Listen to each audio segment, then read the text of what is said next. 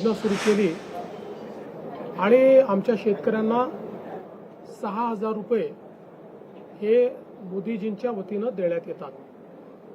महाराष्ट्रामध्ये महायुतीच्या सरकारने देखील नमो शेतकरी महासन्मान योजना सुरू केली आणि या योजनेत आम्ही निर्णय घेतला की केंद्र सरकारच्या 6,000 रुपयांसोबत महाराष्ट्र सरकार देखील त्याच लाभार्थ्यांना शेतकऱ्यांना 6,000 रुपये देईल, म्हणजे महाराष्ट्रातल्या शेतकऱ्यांना एकूण 12,000 रुपये त्या ठिकाणी मिळतील। आपल्याला कल्पना आहे की या संदर्भात दर 4 महिन्यांनी आपण 2,000 रुपये त्या ठिकाणी त्यांच्या खात्यामध्ये देतो, 2,000 केंद्र सरकार देते, असं 3 हप्त्यांमध्ये आपण हे पैसे देत असतो। नुकताच प्रधानमंत्री महोदयांनी 20वा हप्ता या योजनेचा त्या ठिकाणी दिला आणि त्याच अनुषंगाने आता आपण देखील आज मंत्रिमंडळ बैठकीनंतर शेतकऱ्यांच्या खात्यामध्ये आपला नमो शेतकरी महासन्मान योजनेचा जो हप्ता आहे तो जमा करण्याकरता आपण कार्यक्रम केला आणि एका क्लिकवर हे पैसे आता जमा झालेले आहेत। जवळपास 91,65,156 एवढ्या शेतकऱ्यांच्या 91,65,156 शेतकऱ्यांच्या खात्यामध्ये जवळपास 1,892 कोटी आणि 61 लाख 1,892 कोटी आणि 61 लाख रुपये हे आपण आज जमा केलेले आहेत।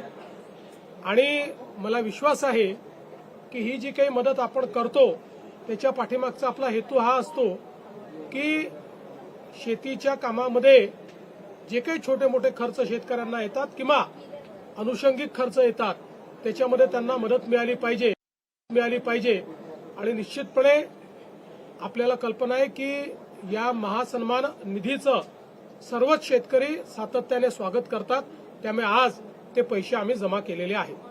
सर, विषय वेगळा आहे।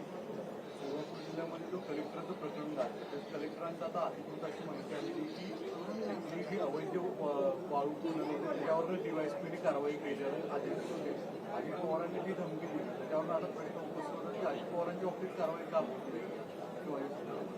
बघा, असं आहे की या संदर्भात जी काही कायदेशीर कारवाई करायची ती कायदेशीर कारवाई झालेली आहे। प्रकरणाची अजून पूर्ण माहिती आणि रिपोर्ट हा माझ्याकडे आलेला नाही, तो जिल्हाधिकाऱ्यांना मी मागितलेला आहे, तुम्ही मागणार आहे। एक गोष्ट आपण लक्षात घेतली पाहिजे की अजितदादांनीही या संदर्भात स्पष्टीकरण दिलेलं आहे।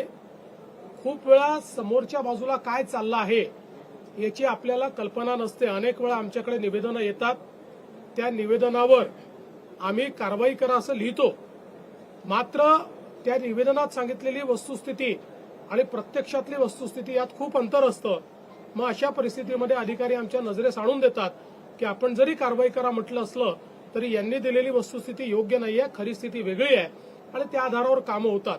त्यामुळे या संदर्भात आता अजितदादांनी खुलासा केलेला आहे आणि मी स्वतः या संपूर्ण प्रकरणाचा रिपोर्ट देखील मागितलेला आहे।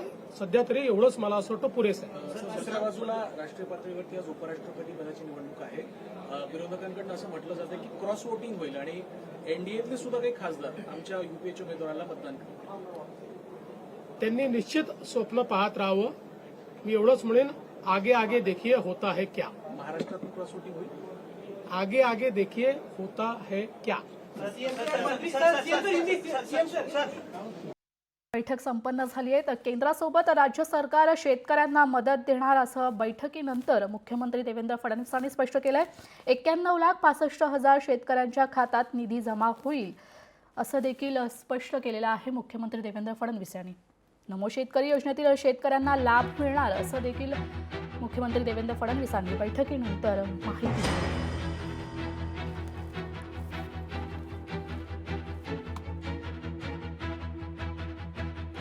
केंद्राने पैसे जमा केल्यानंतर राज्याकडूनही निधी जमा होईल असं देखील फडणवीसांनी म्हटले। तर मुरुम प्रकरणात कायदेशीर कारवाई झाली आहे असं देखील मुख्यमंत्र्यांनी यावेळी स्पष्ट केले। जिल्हाधिकाऱ्यांकडे अहवाल मागवलाय असं देखील मुख्यमंत्र्यांनी म्हटलेलं आहे।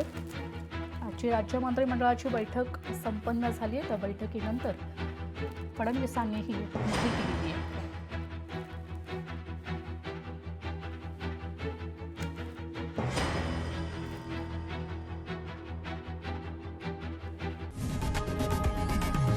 लोकशाही मराठी ऐका, पहा, जागरूक रहा.